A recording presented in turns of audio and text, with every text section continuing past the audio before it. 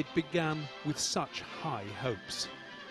In 1945, 50 countries gathered in San Francisco to forge a new United Nations organization from the ashes of the Second World War. The vote unanimous, adopting the Charter of the United Nations.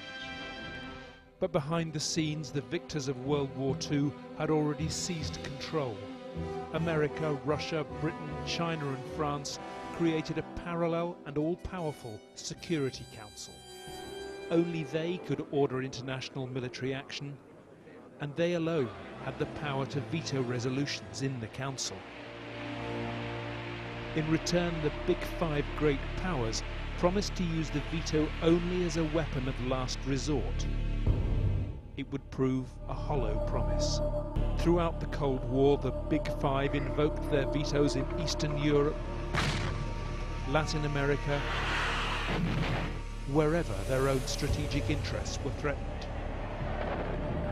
And the Security Council's legitimacy crumbled as it repeatedly failed to protect smaller countries from the predations of its permanent superpower members.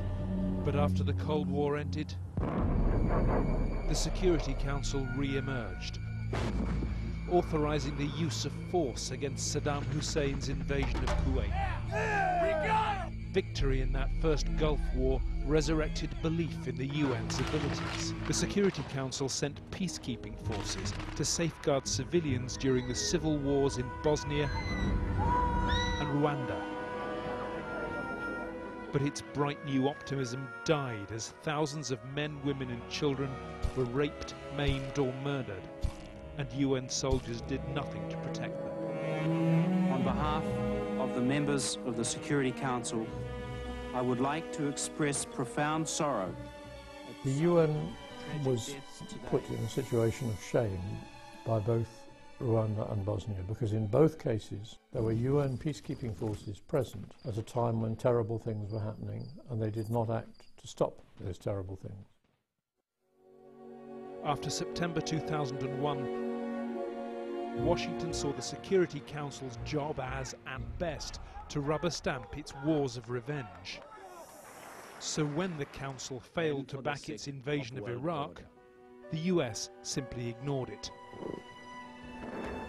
At the final session of the San Francisco Conference. In 1945, the UN Security Council was charged with safeguarding international peace. Let us not fail to grasp this supreme chance. 65 years on, can a Security Council still controlled by the tarnished victors of World War II ever restore the ideals and hopes of its creators? To create an enduring peace under the guidance of God. Since its inception in 1946, the UN's stated objective was to save succeeding generations from the scourge of war. Grand ideals, but since then there have been 185 wars. 32 conflicts are still raging today, and 80,000 UN peacekeepers are trying to contain them. The UN Security Council issues hundreds of resolutions, often on the same subjects, noting, guiding, urging, requesting, reaffirming, reiterating, year after year.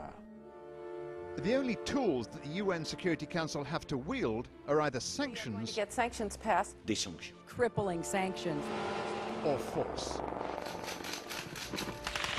Both these weapons were tried but failed to topple Saddam Hussein's regime in Iraq. At times it seems that nothing the Security Council does has any real effect. Another area the Security Council is supposed to police is nuclear weapons. The 5 permanent members all have nuclear weapons. It's an elite club, and they're determined no one else will join. Yet, that didn't stop India, Pakistan, North Korea, and Israel from also developing their bombs. And Iran is violating UN safeguards in building a concealed nuclear facility to produce weapons-grade uranium. Supporters of the United Nations say that without it, the Cold War would have ended in nuclear Armageddon. And dozens of other wars could have happened. But then again, success is hard to define.